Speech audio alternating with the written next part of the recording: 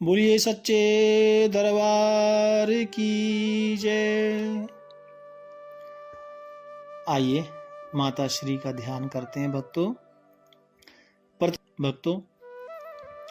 माँ स्कंद माता पंचमम स्कंद मातेति, 5वें दिन माँ स्कंद माता की आराधना हम सब करते हैं।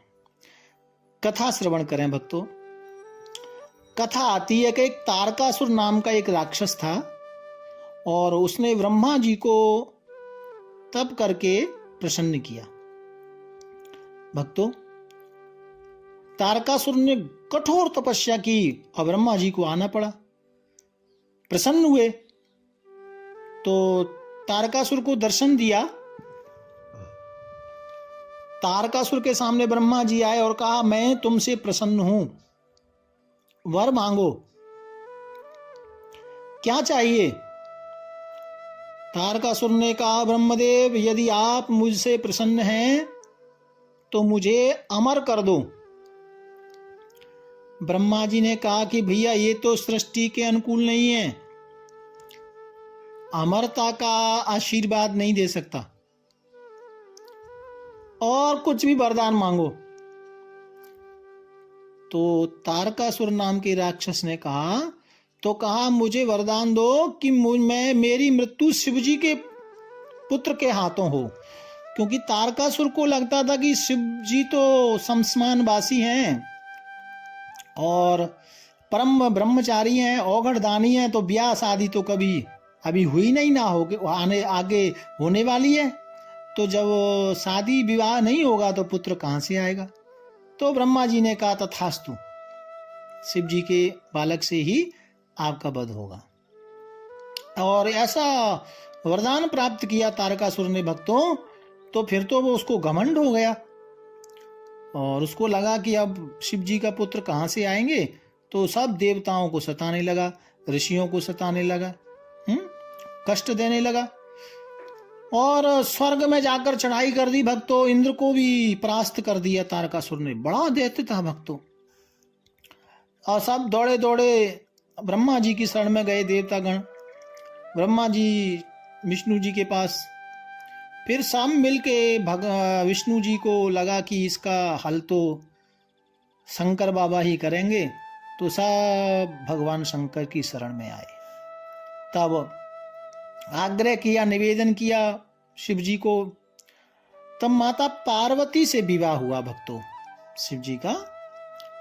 और माता पार्वती से विवाह हुआ तब कार्तिकेय स्वामी के पिता बने भगवान शंकर। और फिर ये बचपन में तारकासुर को मारने के लिए अब कार्तिकेय स्वामी आ तो गए, लेकिन बचपन में कार्तिकेय स्वामी को बड़ा तपस्या करनी पड़ी। भक्ति से, तप से, कष्टों से कार्तिकेय स्वामी को तैयार किया तारकासुर को मारने के लिए भक्तों। और आपको एक बात बताऊं, जो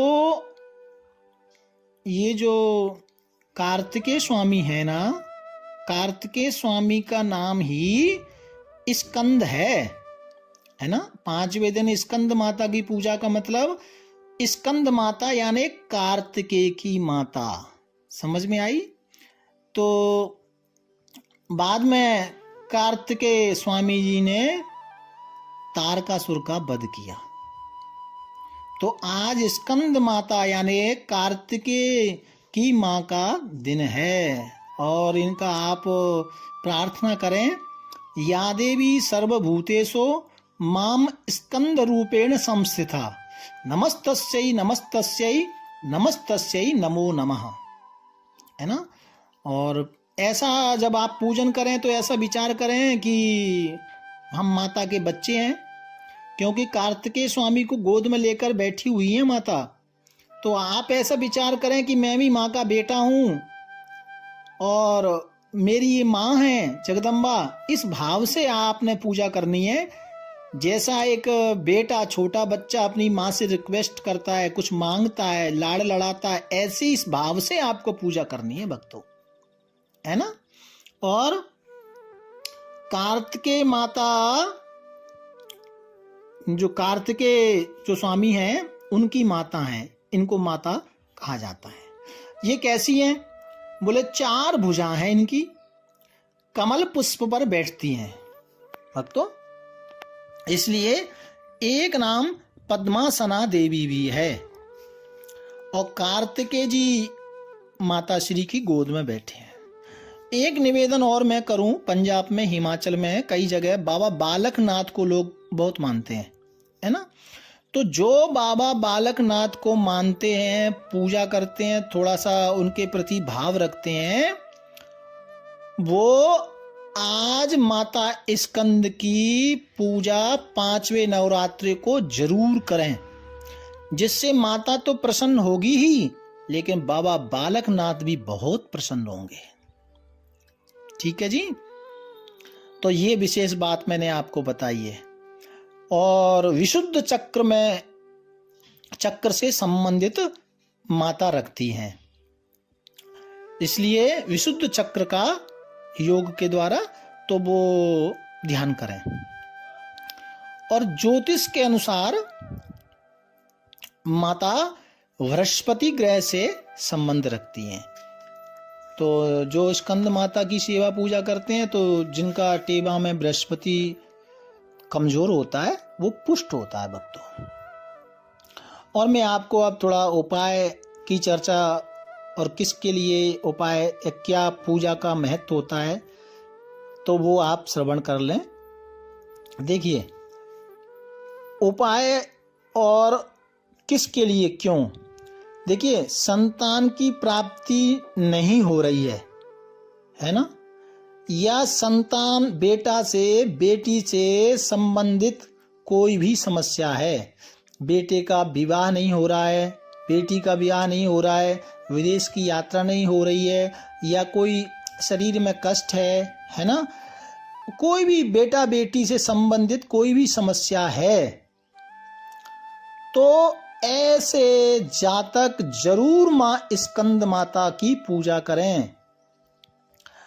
पीले फूल माता को अर्पित करना है भक्तों, बादाम का भोग लगाएं, और विशुद्ध चक्र यानी कंठ के ठीक पीछे, यहाँ मन के द्वारा ज्योत जलाकर माता रानी का ध्यान करें। ये इनकी अधिष्ठात्री हैं विशुद्ध चक्र की।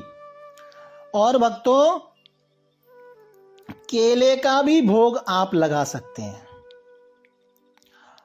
क्योंकि विशुद्ध चक्र की अधिष्ठात्री हैं, इसलिए वाणी में कोई रुकावट हो, बच्चा ठीक से बोल नहीं पाता हो, हकलाता हो, बोलने की कोई समस्या हो, गूंगेपन की कोई समस्या है, या गले से संबंध कोई विशेष रोग आ रहा हो, है या हो रहा हो, या होने जा रहा हो, आपको ऐसा लगता है, या कान का कोई रोग हो, तो माता रानी को लाल चंदन का टीका लगाएं।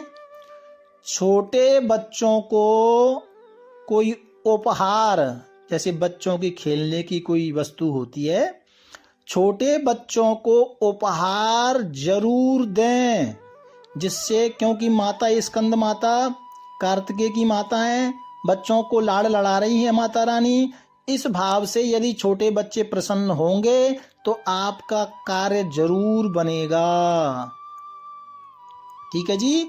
और मंत्र जाप करना है, ओम ऐं स्कंद देव्यै नमः, ऐं स्कंद देव्यै नमः।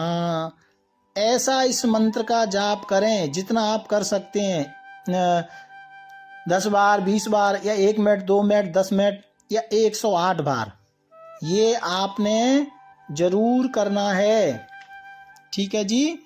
तो ये स्कंद माता जो 5वें दिन पूजा होगी, उनके बारे में थोड़ी कथा भी आपने श्रवण की, और आपने उपाय भी सुना, और किस काम के लिए आपको आराधना करनी है।